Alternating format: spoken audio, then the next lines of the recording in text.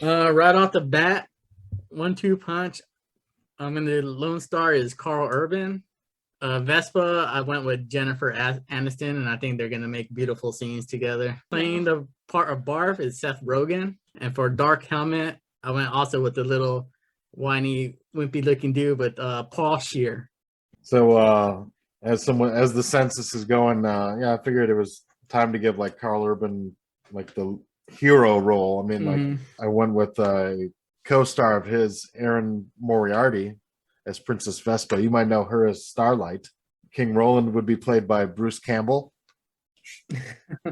And then for Barf, I went for Matt Berry. Let's go to Chris. Colonel Sanders, I did Jason Sudeikis. For Dark Helmet, I'm doing Chris Rock. Princess Vespa, Carla Gugino. And then Lone Star, so Karl Urban. He's handsome. I can see him in the white Elvis suit at the end. So I just went ahead and made Karl Urban as Yogurt. Let him do that. Get down on his knees for a while.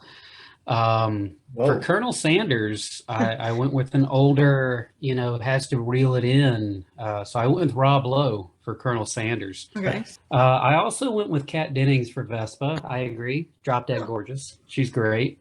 The last one I got, as Lone Star, I have Joe Keery, who's he plays Steve in Stranger Things. All right. Well, Joe, you're so good with it. You can start us off. All right. So I recast a Lone Star as John Hamm.